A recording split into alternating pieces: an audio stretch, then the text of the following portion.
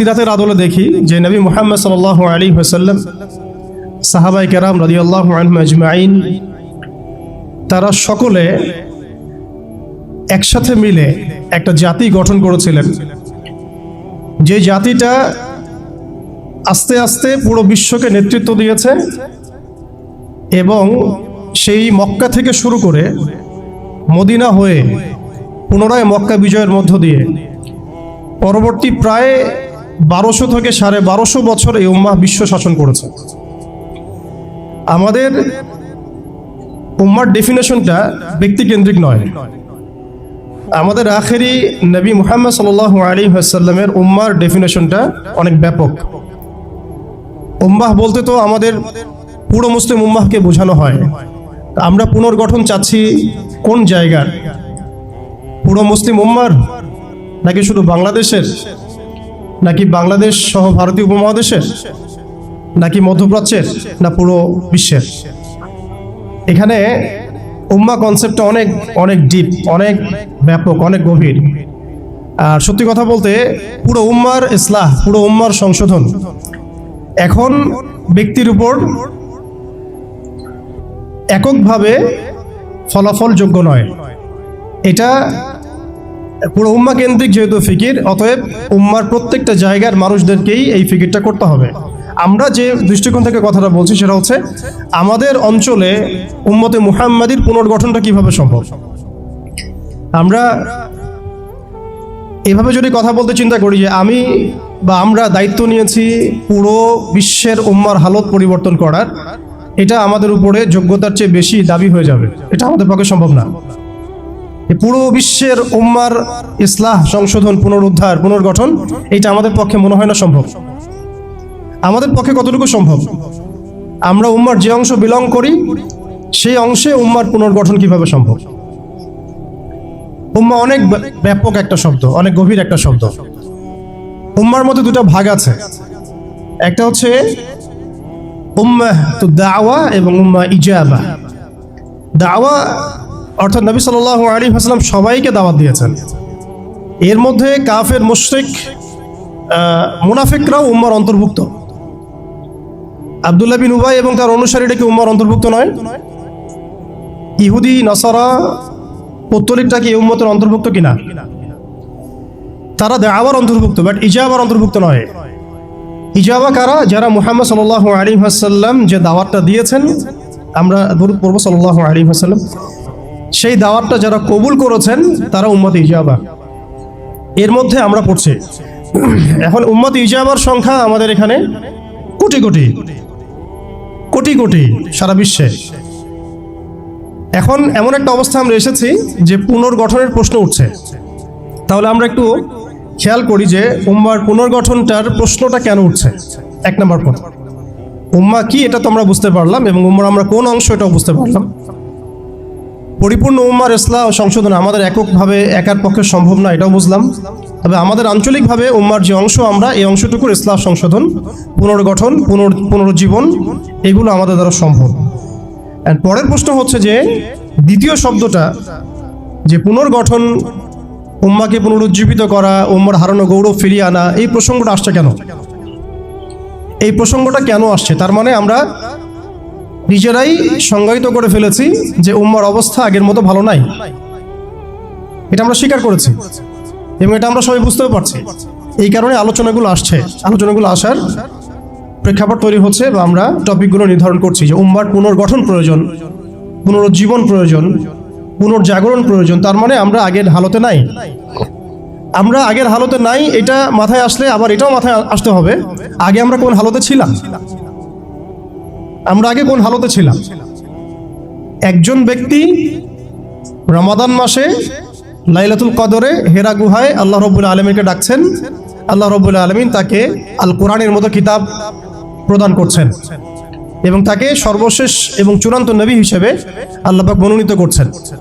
কেন সেই ব্যক্তি হেরা গুহায় আল্লাহ রাব্বুল আলামিনকে এভাবে ডাকছেন? কারণ তিনি যে সমাজে বসবাস করেন সেই সমাজটাকে আইয়ামে জাহিলিয়াত বলা হতো। সে সমাজের মধ্যে শিরক ছিল, সুদ ছিল, রিবা, মাদক, নারীর অবমাননা, গোত্রীয় হানাহানি, এরকম জাহালাতে পূর্ণ একটা সমাজে তিনি আল্লাহ পাককে ডাকছিলেন। সে একজন ব্যক্তি থেকে আস্তে আস্তে দাওয়াত শুরু হলো এবং তিনি প্রথমে ম্যান টু ম্যান দাওয়াত দিতে লাগলেন। আবু বকর, উসমান, উমর, আলী রাদিয়াল্লাহু আনহুম আজমাইন, তাদের মধ্যে সাহাবী তৈরি হতে লাগলো। এক পর্যায়ে মক্কায় 13 বছর দাওয়াতের মধ্যে আমরা সবরের পরিচয় দিলাম, ধৈর্যের পরিচয় দিলাম। দাওয়াত অব্যাহত থাকলো, আমরা নির্যাতন নিপীড়ন সহ্য করলাম। এক পর্যায়ে আমরা হিজরত করলাম, প্রথমে আবিসিনিয়ায়, কখনো তায়েফে, এক পর্যায়ে মদিনায় গিয়ে ইসলামী রাষ্ট্র কায়েম হলো। আমরা জিহাদ এবং দাওয়াতের মধ্য দিয়ে আস্তে আস্তে মদিনাকে বেস করে বদর, উহুদ, খন্দক, মুতা, তাবুক এইসব সিঁড়ি পেরিয়ে মক্কা বিজয় পর্যন্ত আসলাম। মক্কা বিজয় পর্যন্ত আসার পরে আমরা দেখলাম যে আইয়ামে জাহিলিয়াতের কোনো জাহালাত মক্কার মধ্যে নাই। যেই মক্কা আমরা ছেড়ে গিয়েছিলাম 23 বছরের ব্যবধানে আমরা দেখলাম সেই মক্কা আইয়ামে জাহিলিয়াত মুক্ত হলো। শুধু তাই নয়, সেখানে কোনো শিরক থাকলো না, কোনো রিবা থাকলো না, কোনো মাদক থাকলো না, কোনো নারীর অবমাননা থাকলো না, গোত্রীয় হানাহানি থাকলো না। যেখানে আমরা ছিলাম মুস্তাদআফিন, দুর্বল, আমরা ছিলাম মক্কা থেকে বিতাড়িত, আমরা ছিলাম সংখ্যালঘু, সেখান থেকে আলহামদুলিল্লাহ মাত্র 23 বছরের ব্যবধানে আমরা পুরো জাজিরাতুল আরবকে শাসন করলাম। এবং সেই বেইজের উপর দাঁড়িয়ে আবু বকর, ওমর, ওসমান, আলী রাদিয়াল্লাহু আনহুম আজমাইন তারা আরও প্রায় 30 বছর ইসলামী খেলাফা বাস্তবায়ন করলেন। এমনকি তাদের বেইজের উপর দাঁড়িয়ে উমাইয়ারা শাসন করলো প্রায় 90 থেকে 95 বছর, আব্বাসীয়রা প্রায় 500 বছরের মতো। এরপরে আসলো তুর্কিরা, মাঝখানে ফাতেমিরা, আপনারা জানেন মামলুকরাও শাসন করেছে, সেলজুকরাও করেছে, অটোম্যানরাও করেছে। তো আমরা বুঝতে পারছি যে উম্মাহ এই হালতে ছিল না যে এখন যে হালতে আছে। এই ছোট্ট কথা থেকে আমরা বুঝতে পারলাম যে উম্মাহ এক সময় বিজয়ী ছিল সব দিক থেকে, শুধু ব্যক্তিগতভাবে নয়, আধ্যাত্মিকভাবে নয়, শুধুমাত্র তাজকিয়াগত দিক থেকে নয়, শুধুমাত্র সামাজিকভাবে নয়, বরং রাজনৈতিকভাবেও। অর্থাৎ উম্মার পুনর্গঠন, পুনর্জীবন, এই যে কথাগুলো আসে, এগুলো বেসিক্যালি আমরা রাজনৈতিক টার্মিনোলজি থেকে ডিল করছি আর কি। আমাদের উম্মার অবস্থা সবসময় এই বিশ্বকে নেতৃত্ব প্রদানকারী অবস্থায় ছিল, যেখান থেকে আমরা এখন সরে আসছি বলে আমাদেরকে এই টপিক নির্ধারণ করতে হচ্ছে যে কিভাবে আমরা এর পুনর্গঠন করব, পুনর্জীবন করব। এতটুকু আমাদের কাছে ক্লিয়ার যে আমরা এক সময় বিশ্বকে শাসন করেছি, বিশ্বকে নেতৃত্ব দিয়েছি। ব্যক্তি জীবন থেকে শুরু করে রাজনৈতিক জীবন পর্যন্ত আমরা আল্লাহ রাব্বুল আলামিন এবং তার রাসূলের প্রত্যেকটা বিধান মেনে চলেছিলাম বা মানার চেষ্টা করেছিলাম। আল্লাহ পাক আমাদেরকে সম্মানিত করেছিলেন। পৃথিবীর কোনো পরাশক্তি আমাদের সামনে টিকতে পারত না, পৃথিবীর কোনো পরাশক্তি আমাদের সামনে টিকতে পারে নাই, না রোমানরা, না পার্সিয়ানরা, না এদিকের মাজুসিরা, আর না এই সাবকন্টিনেন্টের পৌত্তলিকরা, কেউই আমাদের সামনে দাঁড়াতে পারে নাই। তার মানে আমরা কয়েকটা দিক থেকে উম্মার বিজয়ে এই সময়টা পেরিয়ে এসেছি। একটা হচ্ছে আধ্যাত্মিক দিক। উম্মাহ এক সময় আধ্যাত্মিকভাবে এমন আলোকিত ছিল যে তাদের ঈমানের সামনে কোনো কুফর টিকতে পারত না। তারা পারিবারিকভাবে আলোকিত ছিল, তারা জ্ঞানতাত্ত্বিকভাবে আলোকিত ছিল, তারা তাসাউফের দিক থেকে আলোকিত ছিল, তারা অর্থনৈতিক দিক থেকে অনেক শক্তিশালী ছিল, সামরিক দিক থেকে তারা অনেক শক্তিশালী ছিল। জামায়াবদ্ধভাবে আমরা থাকতাম, কোনো বিভক্তি ছিল না। আমাদের মধ্যে আসসামু ওয়া তাআ ছিল, আমাদের মধ্যে আমির, মামুর, বায়াত এবং ইতাআত ছিল। আমাদের মধ্যে রাষ্ট্র ব্যবস্থা ছিল, খিলাফা স্টেট ছিল, শরিয়া আইন ছিল এবং শরিয়া বা ইমারা রাষ্ট্র ব্যবস্থা ছিল। এবং আস্তে আস্তে আমরা এই বেইজের উপর দাঁড়িয়ে বাইতুল মুকাদ্দাস পর্যন্ত জয় করেছিলাম। শুধু তাই নয়, আমরা বলতে পারি যে সিন্ধু, এদিকে সিন্ধু, ওইদিকের আফ্রিকা, আফ্রিকা থেকে সিন্ধু পর্যন্ত, ওইদিকের পশ্চিমা সভ্যতা থেকে চায়না পর্যন্ত বলা যায় পৃথিবীর 4 ভাগের 3 ভাগ আমাদের দখলে ছিল। এই ছিল উম্মার অবস্থা। আমি বলেছিলাম টপিকটা অনেক গভীর, অনেক সময় সাপেক্ষ। আমি খুব অল্প কথায় বলার চেষ্টা করছি। উম্মার পুনর্জাগরণ কথাটা বলতে আমরা শুধু আধ্যাত্মিক পুনর্জাগরণ বুঝি না। আধ্যাত্মিক পুনর্জাগরণ আমাদের অনেকের অনেক ভালো অবস্থা এখনো আছে, আলহামদুলিল্লাহ। আমাদের প্রচুর মসজিদ আছে, প্রচুর মাদ্রাসা আছে, প্রচুর তুল্লাব আছেন, প্রচুর ওলামায়ে কেরাম আছেন। আমাদের বুদ্ধিজীবীর অভাব নাই, সামরিক বাহিনীর অভাব নাই, কিন্তু আমাদের ইসলামিক স্টেটেরও অভাব নাই। নামকা বাস্তে যদিও অনেক কিছুই, জনসংখ্যাও প্রচুর, সম্পদও প্রচুর, খনিজ সম্পদও প্রচুর। আমাদের মা বোনদের, পর্দানসীন মা বোনদের অভাব নাই। তাহলে আমরা কোন জায়গা থেকে পুনর্জাগরণের কথাটা বলছি? আসলে আমরা পুনর্জাগরণের কথাটা বলছি সামগ্রিক অর্থে, স্পেশালি রাজনৈতিক অর্থে, সামগ্রিকভাবে কিন্তু স্পেশালি রাজনৈতিকভাবে। এখন আসেন যে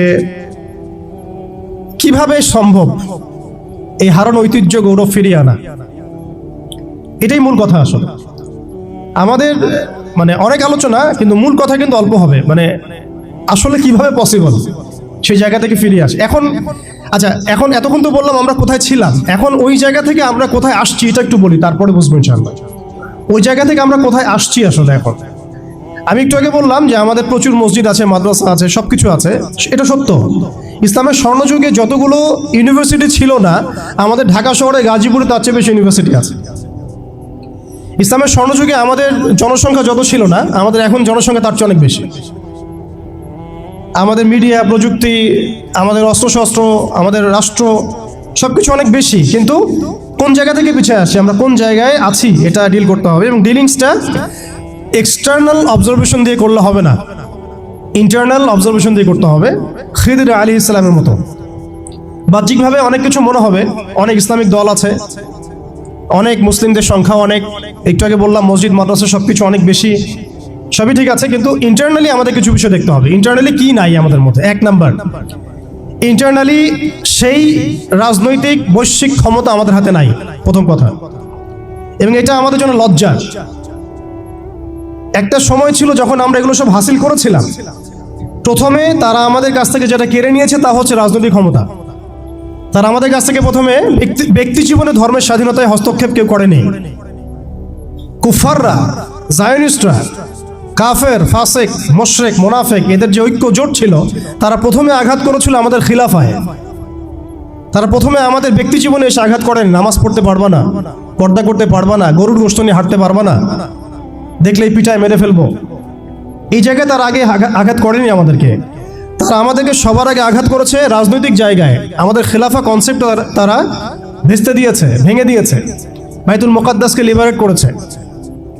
এরপরে সেই খেলাফা কনসেপ্টটাকে দূর করে দিয়ে তারা 50 থেকে 57টার মতো ক্ষুদ্র ক্ষুদ্র রাষ্ট্রে আমাদেরকে বিভক্ত করে দিয়েছে।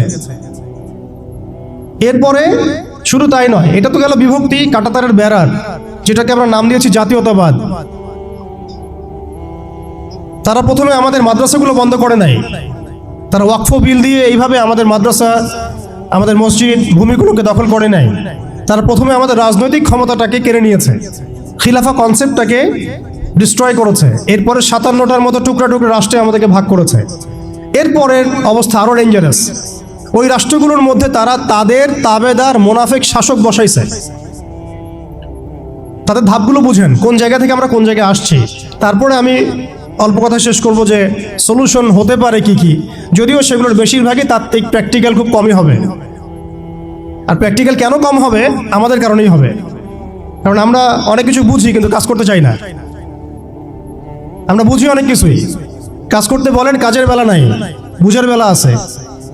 এগুলো আমরা বুঝতে আসি 100 বছর থেকেই, কেউ বুঝেও বুঝি না, কেউ দেখেও দেখি না, শুনেও শুনি না। ওইদিকে পরে আসি, হার্ডলাইনে চলে যাবো আর কি। এখন রাষ্ট্র ভাগ করার পরে আমাদেরকে জাতীয়তাবাদে বিভক্ত করা হয়েছে। এরপরে আরো মারাত্মক যে কাজটা করা হয়েছে সেটা হচ্ছে আমাদেরকে নিরস্ত্রীকরণ করা হয়েছে। আপনি আপনার রাষ্ট্রের অভ্যন্তরে নিজের ইচ্ছায় আপনি বিশ্বের মারণাস্ত্রগুলো তৈরি করতে পারবেন না, তারা আপনাকে আইন করে দিয়েছে, ব্যান করে দিয়েছে। তারা আমাদের রাষ্ট্র ব্যবস্থার মধ্যে ইউনাইটেড নেশনসের মতো মুসলিমদের ইউনাইটেড মুসলিম অর্গানাইজেশনগুলোকে দমন করেছে এবং সেগুলো গঠন করতে আমাদেরকে দেয় নাই, উল্টা তারা সেগুলো করেছে ঠিকই।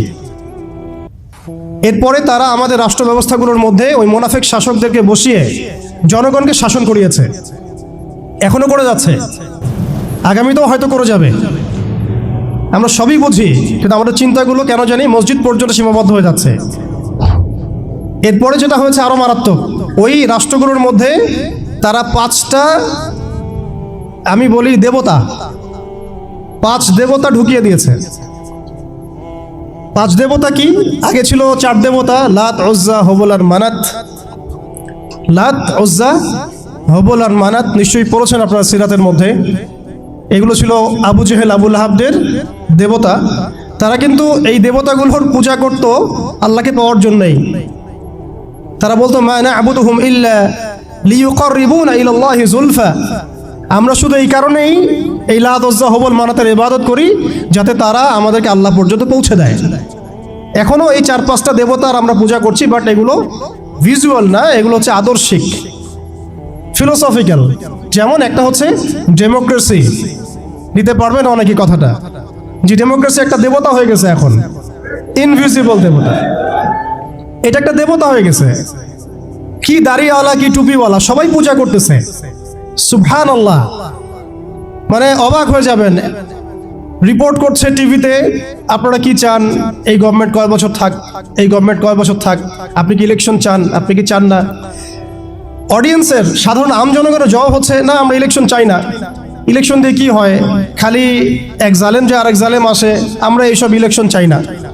আমরা চাই ভালো কোনো সরকারি ব্যবস্থায় থেকে যাক আরো 10 বছর। মানে সবচেয়ে ভালো যে চিন্তাটা তাদের, সেটাও গণতন্ত্রের বাইরে যেতে পারে না।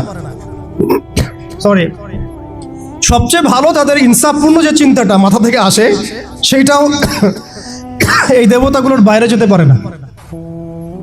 ওই পূজার মধ্যেই চিন্তা। আমরা চাই এরকম একটা গভর্নমেন্ট আসুক, এই পদ্ধতি থাক, এবং আরো 10 বছর তারা দেশ চালাক।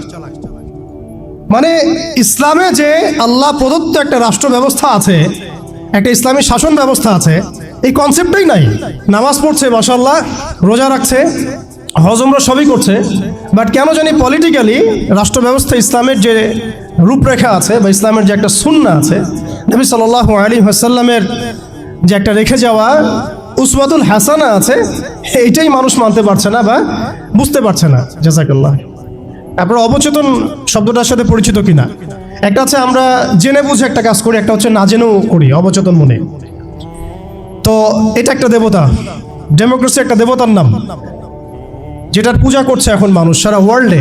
আরেকটা হচ্ছে এইথিজম, নাস্তিকতা।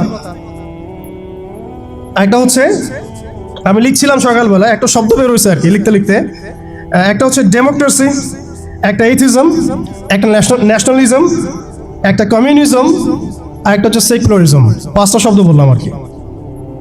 এখনকার এই বিশ্ব ব্যবস্থায় ইসলামী খেলাফতকে দূর করে দিয়ে, উম্মাকে বিভক্ত করে দিয়ে, মুনাফিক শাসকদেরকে বসিয়ে ইন্টারনালি প্রত্যেকটা রাষ্ট্রে এই 5টা দেবতা বসানো হয়েছে। ডেমোক্রেসি, এইথিজম, আর বললাম কি ন্যাশনালিজম, একটা কি বললাম, কমিউনিজম এবং সেকুলারিজম, DANCS। কিছুটা ড্যান্সের মতো আর কি। আসলে এরা বিশ্বকে নাচাচ্ছেই, এরা এইসব মতবাদ দিয়ে বিশ্বকে নাচিয়ে বেড়াচ্ছে আর কি। তারা নিজেরা নাচে না এগুলোতে, বরং তারা এগুলোর মধ্য দিয়ে মুসলিমদেরকে নাচায়। যদিও এটা এক্স্যাক্টলি ড্যান্স শব্দটা হয় নাই, কাছাকাছি হয়েছে আর কি। এখানে D আছে, A আছে, N আছে, C এবং S আছে। এই 5টা দেবতার শেকড় যদি এই বিশ্ব থেকে উপড়ে ফেলা না যায়, তাহলে ইসলামী শরিয়া, ইমারা এবং খেলাফা কায়েম হবে না। এবং যখন এই বিশ্বে ইনশাআল্লাহ তাআলা আগামীতে শরিয়া, ইমারা এবং খেলাফা বাস্তবায়িত হবে, তখন এই 5টা দেবতার কোনোটাই বাকি থাকবে না ইনশাআল্লাহ। এই নাপাকিগুলো থেকে পবিত্র না হয়ে বা পবিত্রতা হাসিল না করে, আপনি আমি যতই একটা গ্লাসের মধ্যে মধু ঢালি, আর আপনি দুধ ঢালেন, আর কোনো শরবত ঢালেন, ওই গ্লাসটাই নাপাক। আফসোস হচ্ছে আমরা এই নাপাকিগুলো ধরতে পারছি না অনেকেই। আল্লাহ পাক আমাদেরকে ধরার এবং বোঝার তৌফিক দান করেন। এই সিস্টেমগুলো ব্যর্থ, এই মতবাদগুলো ব্যর্থ। এই মতবাদগুলো তৈরি করা হয়েছে আমাদেরকে শাসন করার জন্যে। এই মতবাদগুলো আমাদেরকে গিলানো হয়েছে আমাদেরকে ডমিনেট করার জন্যে, আমাদেরকে পশ্চিমাদের দাস বানানোর জন্যে, জায়নিস্টদের দাস বানানোর জন্যে, IMF এর কাছে লোনের হাত পাতার জন্যে, কোনো ডিসিশন নেওয়ার আগে, রাষ্ট্রের কোনো ডিসিশন নেওয়ার আগে ইউনাইটেড নেশনসের কাছে এই ভিক্ষার ঝুলি পেতে দেওয়ার জন্যে, আমাদের চোখের সামনে আমাদের ভাই বোনদেরকে নির্মমভাবে হত্যা করলেও আমরা টু শব্দ করতে পারবো না এই জন্যে। ইভেন আমাদের দেশের 99% মানুষও যদি শরিয়া চায়, তবুও রাষ্ট্র ব্যবস্থা এটা চাইবে না, কারণ রাষ্ট্র ব্যবস্থা এই তন্ত্রমন্ত্রগুলো দ্বারা দীক্ষিত। এর মধ্যে আরও আছে মানবরচিত সংবিধান, আরও আছে মানবরচিত বিচার ব্যবস্থা, আরও আছে আল্লাহর হালালকে হারাম করে ফেলা, আল্লাহর হারামকে হালাল করে নেওয়া। পুরো একটা তাগুতি এবং কুফরি সিস্টেম আমাদেরকে দেওয়া হয়েছে। কোন জায়গা থেকে? খেলাফা অ্যাবলিশ করার পর থেকে। আমরা কোথায় ছিলাম এটা আমাদেরকে বুঝতে হবে। এখনকার প্রবলেম কি সেটাও বুঝতে হবে, ক্রাইসিসগুলো, তারপরে আসতে হবে সলিউশন কোথায়। এগুলো ক্রাইসিস। তারপরে ডেমোক্রেসি দিয়ে কি করা হচ্ছে এটা আপনারা অনেকে জানেন, কিন্তু অনেকে আবার বুঝেনও না। এটা দিয়ে আল্লাহর হালালকে হারাম করা যায়, আল্লাহর হারামকে হালাল করা যায়। এটা দিয়ে আল্লাহর জমিনে মানুষের শাসন কায়েম করা যায়। এটার ধোয়া তুলে যে কোনো মুসলিম কান্ট্রি আক্রমণ করা যায়। আরব বসন্তের ধোয়া তুলে কি করা হয়েছে আমরা দেখি নাই? আমরা দেখেছি। এগুলো দিয়ে আমাদেরকে জাতিসংঘের দাস বানানো হয়েছে। জাতিসংঘের দাস বানানো হয়েছে, সিম্পল। জাতিসংঘ ফাংশন করা হয়েছিল যাতে পশ্চিমারা, স্পেশালি জায়নিস্টরা বাইতুল মুকাদ্দাসকে লিবারেট করতে পারে, এবং তারা সেটা করেছে। এখন এটার এক্সিস্টেন্স কেন আছে? কারণ তারা এখন পর্যন্ত মালহামা লঞ্চ করে নাই। তারা এর মধ্য দিয়ে মালহামা লঞ্চ করবে ইনশাআল্লাহ, দেখে নিয়েন। এটা কেন করা হয়েছে, রাখা হয়েছে এই কারণে, যাতে প্রত্যেকটা মুসলিম কান্ট্রি ধরে ধরে একেবারে রক্তের নদী বা সমুদ্র বইয়ে দেওয়া যায়, কিন্তু আমরা কোনো ডিসিশন নেওয়ার আগে ওর দিকে তাকিয়ে থাকবো। আমাদের বাড়ির পাশেও যদি কাল আপনি দেখেন মুসলিমদেরকে জবাই করা হচ্ছে, যেটা শুরু হয়ে গেছে অলরেডি, আপনি এখন প্রতিবাদ করার জন্য জাতিসংঘের মুখোপেক্ষী। ইভেন আমরা দেখলাম প্যালেস্টাইনের পক্ষে কথা বলার জন্যও নাকি মানুষ এখন জাতিসংঘের কাছে দ্বারস্থ হচ্ছে। কি হাস্যকর বিষয়! যারা এই সমস্ত সমস্যার মূল কেন্দ্র, তাদের কাছে আমরা সাহায্যের হাত পাচ্ছি, অথচ আমরা নামাজে বলছি ইয়াকা না'বুদু ওয়া ইয়াকা নাস্তাঈন, আল্লাহ আমরা শুধু তোমারই ইবাদত করি, তোমার কাছেই সাহায্য চাই। অথচ পলিটিক্যালি আমরা আল্লাহর সাহায্য নিতে যাচ্ছি না। আল্লাহর সাহায্য তো আল্লাহর আইন, আল্লাহর বিধান, শরিয়া, ইমারা এবং খেলাফা। অনেক কথা ভাই, কথা বলতে গেলে রাত শেষ হয়ে যাবে আর কি আজকে। এখন আপনাদের ধৈর্যচ্যুতি ঘটাবো না। এখন কথা হচ্ছে, এই একটা তন্ত্র আমাদেরকে এমনভাবে নেক্সট স্রোতে ধোঁকা খাওয়াচ্ছে যে এই তন্ত্রের বেড়াজালে যারাই পড়েছে তারাই কখনো আর খিলাফা কনসেপ্টের দিকে আসতে পারে নাই, কখনো পসিবল হয় নাই। যত দাড়ি টুপি নিয়ে গিয়েছেন কখনো পসিবল হয় নাই। এটা প্রমাণিত, এটা বিগত 100 বছরের হিস্ট্রি থেকে প্রমাণিত। এইটা দিয়ে মন্দের ভালো কিছু প্রতিবাদ করা যেতে পারে, কিন্তু ওই প্রতিবাদে পশ্চিমাদের কিছু যায় আসে না। আপনি 1 কোটি মানুষকে দিয়ে মার্চ ফর গাজা করেন, কিচ্ছু যায় আসে না, ওদের কিচ্ছু যায় আসে না। অনেস্টলি স্পিকিং,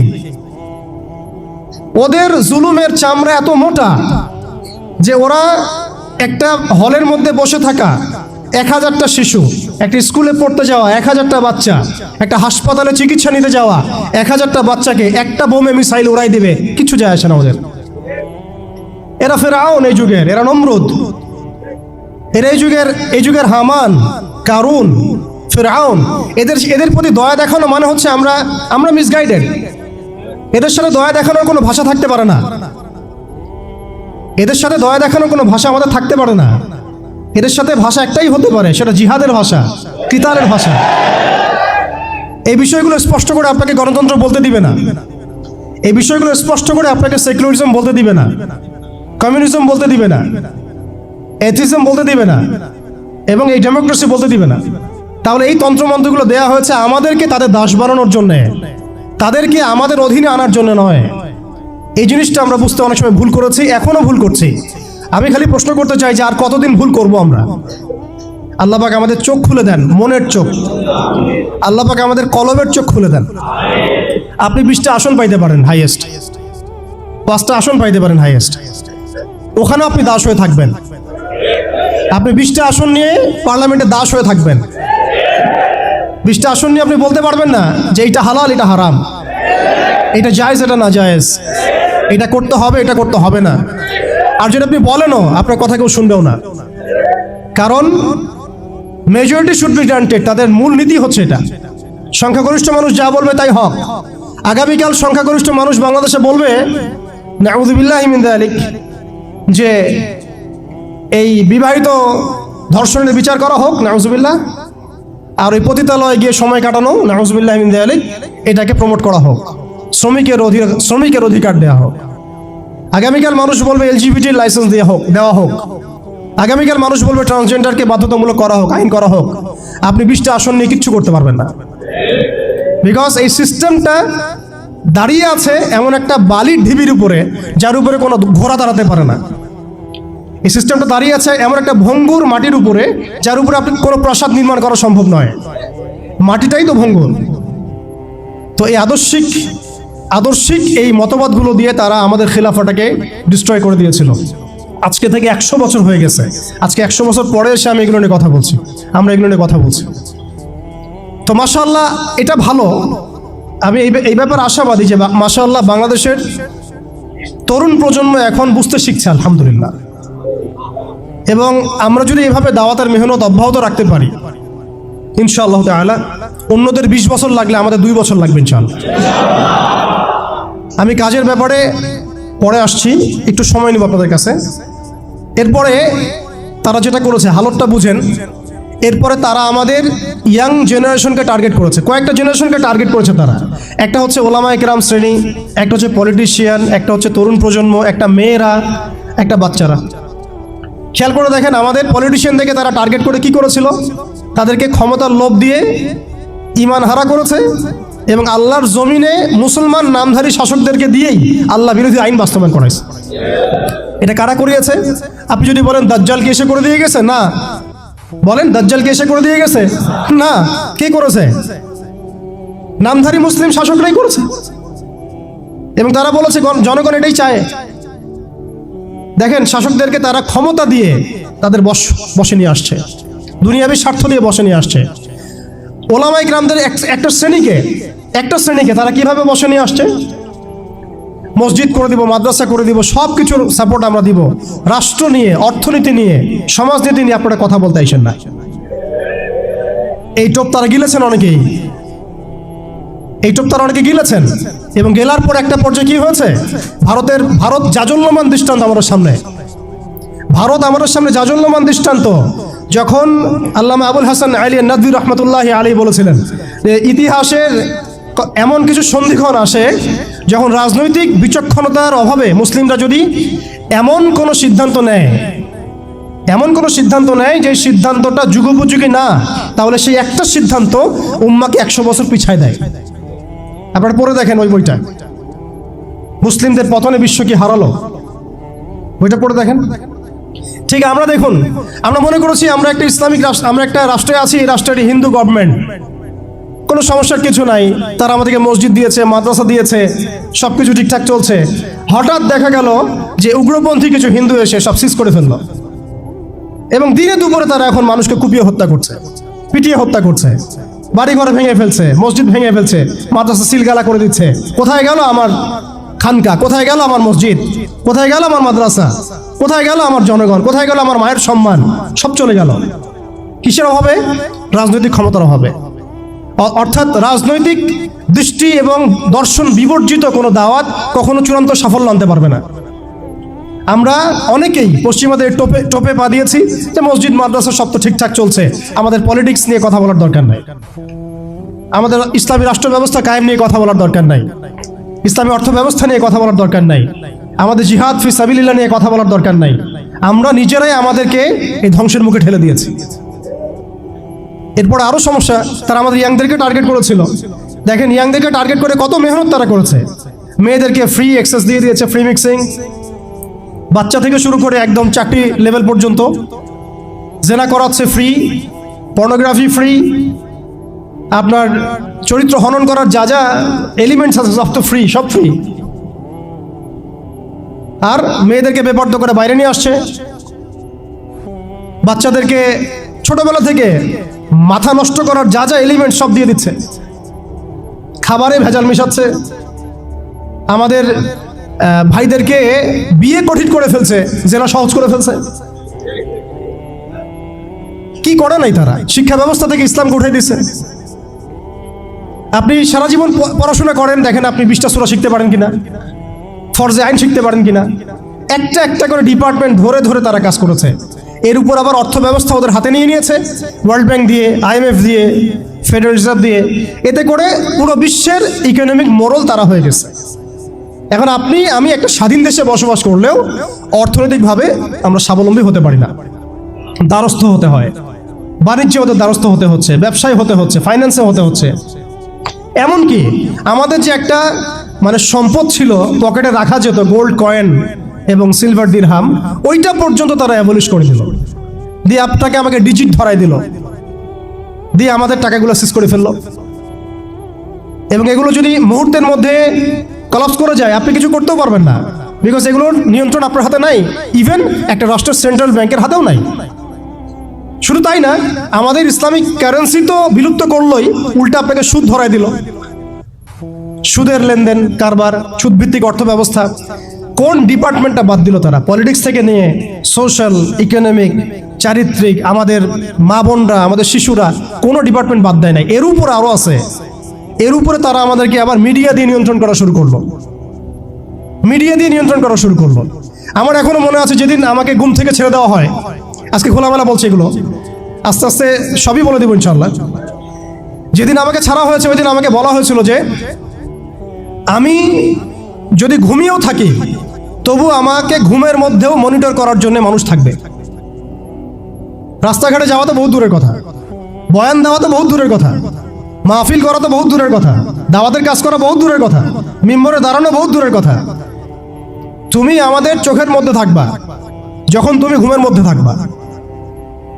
তো এটা আমরা তখন শিখেছি যে মানুষের প্রাইভেট লাইফ বলতে কিছু বাকি রাখে নাই তারা। আপনি ফোন নিয়ে যা করতেছেন এভরিথিং তারা মনিটর করতে পারে, এভরিথিং।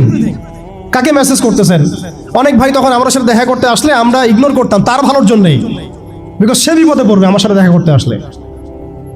এবং আপনি যেটা বলবেন সে বলার জায়গাটা আপনাকে দেওয়া হয় নাই, রাখা হয় নাই, আপনি ট্রিগারের সামনে আছেন। তো আল্লাহ পাকের সন্তুষ্টির জন্য কথা শুনেছি, অনেক সহ্য করেছি, মেনে নিয়েছি, গালিমন্দও খেয়েছি। আর এটাকে সুন্দর করে নাটক সাজানো হয়েছিল যে পারিবারিক কলহের কারণে আত্মগোপনে চলে গেছে। তো পারিবারিক কলহের কারণে আত্মগোপনে আমার সাথে আরো 4 জন কিভাবে গেল, আমার গাড়িও বা কিভাবে গেল। আর বাংলাদেশের গোয়েন্দা সংস্থার হেডকোয়ার্টারে আমার লাস্ট লোকেশন কিভাবে পাওয়া যায়, ম্যাপ কিভাবে ট্রেস হয়, মিডিয়া দিয়ে মানুষকে খাওয়ানো। এই কথাটা বলতে গিয়ে এখানে আসছি যে শুধুমাত্র টেকনোলজিক্যাল নিয়ন্ত্রণ ওদের কাছে আছে এমন না, ইভেন মিডিয়া দিয়ে তারা দিন রাইট নাও। এখন আপনারা এই মিডিয়াদেরকে খুব মাথায় তুলতেছেন। এখন কয়দিন আগে তারা ফ্যাসিস্টের পক্ষে ছিল, আজকে মনে করছেন সে আপনার দলে চলে আসছে।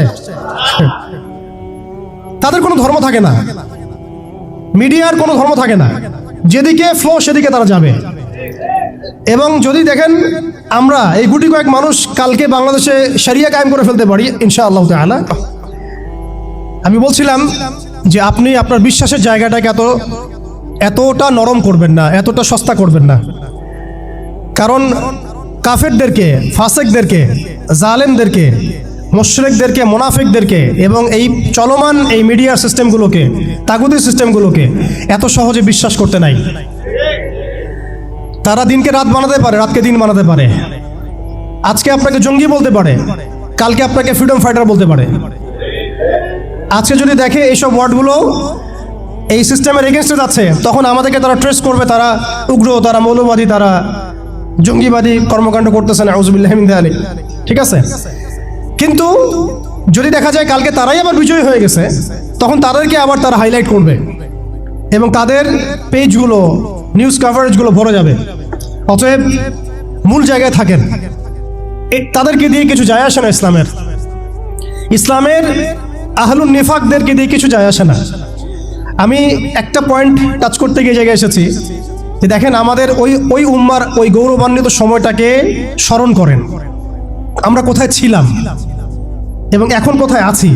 মাঝখানের এই রাস্তাটাতে ওরা আমাদেরকে কিভাবে ডমিনেট করলো, কোন কোন জায়গায় তারা আমাদেরকে মারলো।